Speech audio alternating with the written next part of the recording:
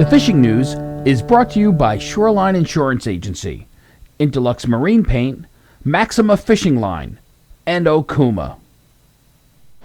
Hey folks, how you doing? As of Wednesday, wind's still blowing out of the northeast. It's been 6 days now, but the seas and the sound are subsiding. You can see the ocean in back of me here. I'm down at Fire Island National Seashore next to Smith Point.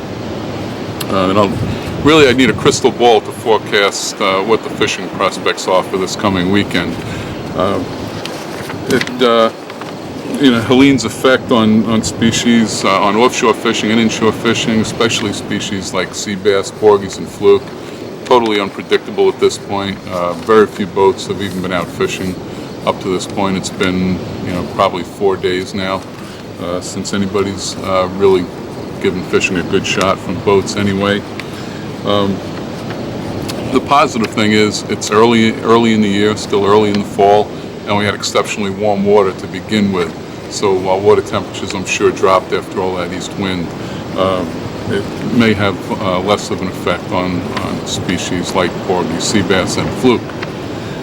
What I can be pretty sure of is it will have a positive effect on the surf fishing. As the storm approached our area, there was some good fishing in places like Shinnecock East and Montauk, bluefish and bass mixed for people that got out, even with the threatening conditions. And very often, the approach of a storm like this, or even a hurricane, breeds some very good fishing, some of the best fishing of the fall very often. The problem with it, particularly these days, is access. A lot of the beaches were closed down by Sunday for the most part. And they remain closed.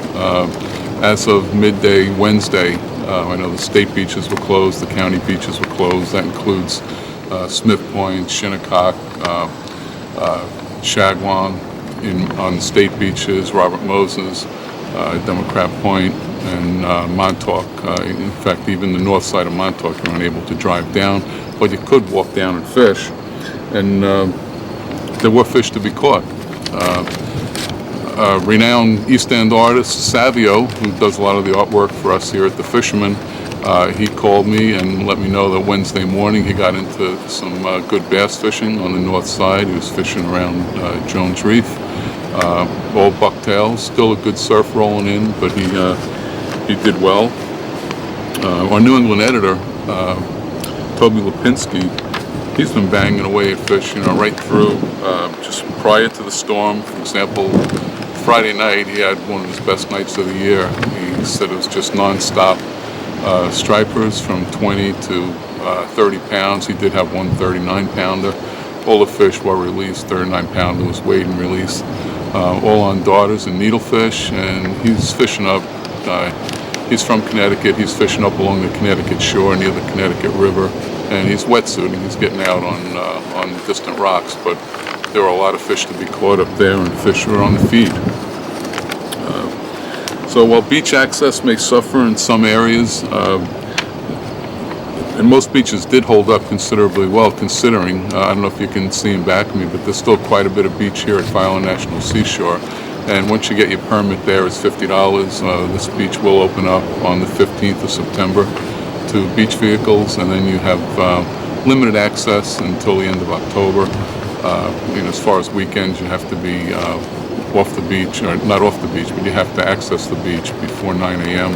and after 6 a.m. If you're on at 9 a.m., you can stay on.